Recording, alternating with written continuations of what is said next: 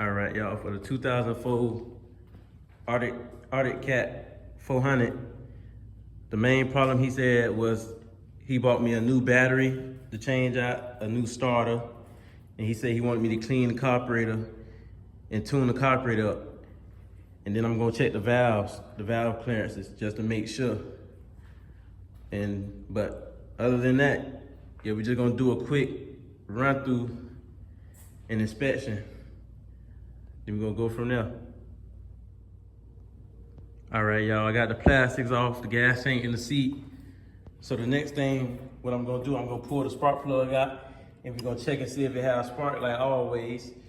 But another thing I noticed is that when you do turn the key on, the light is on, so the battery is definitely might not be not dead, but when you hit the button, it's not turning over. So what I'm gonna do is I'm gonna take this cap off right here. Take this cap off, and what you do is if you use a screwdriver and you touch these two together with that screwdriver and the motor turn over, it might not be the starter. It could be the solenoid. But since he got a new starter and new battery, I'm just gonna change it anyways. But that could be the problem why the button is not working when you hit it to turn the motor over. But yeah, other than that, we're gonna pull that spark plug out and we're gonna see if it got spark, and we're gonna go from there. All right, y'all, just like I thought, man. I took the cover off of the solenoid, and when you touch it together like this, the motor will turn over. Let me turn the key on.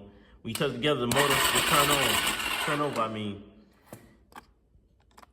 Yeah, his solenoid is definitely bad, but the bike, let's see if it has spark.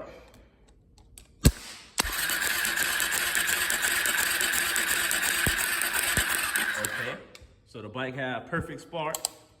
Definitely have good spark. So the next step, what I'm gonna do is I'm gonna take the cover off, the cam cover, and we just gonna check the valve clearances just to make sure.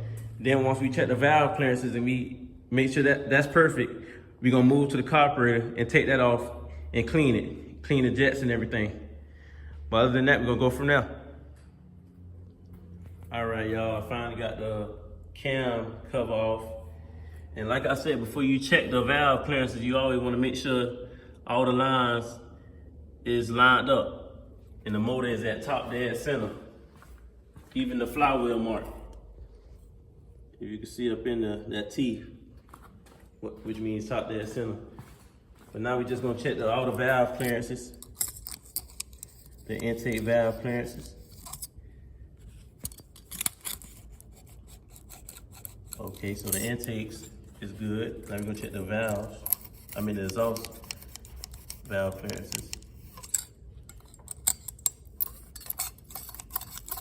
All right, so the valve clearances is good on the intake and the exhaust. So the next thing I'm gonna do is take the carburetor off.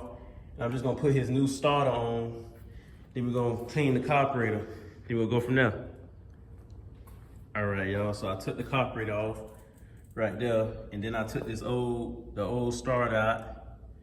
And now the next thing we're gonna do is just put the new starter back on, and then we're gonna move to the carburetor.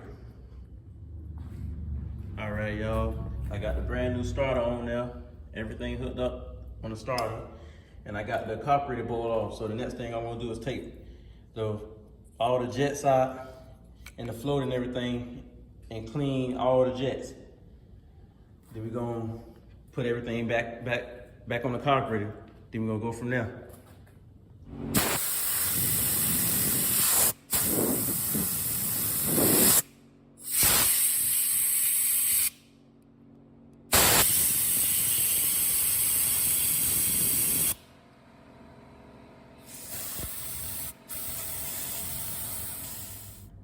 All right, y'all, so I got the gas tank back on, the carburetor, everything back on.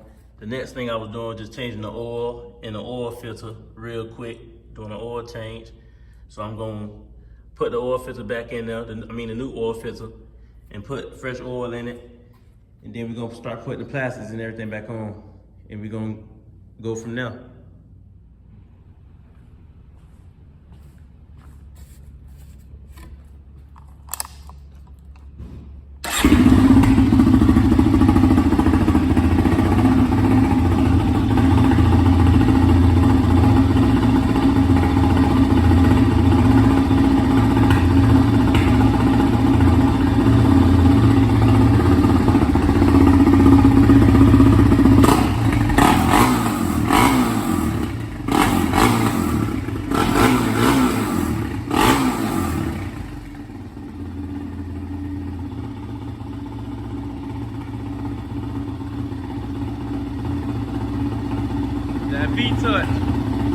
Get it in gear cycle.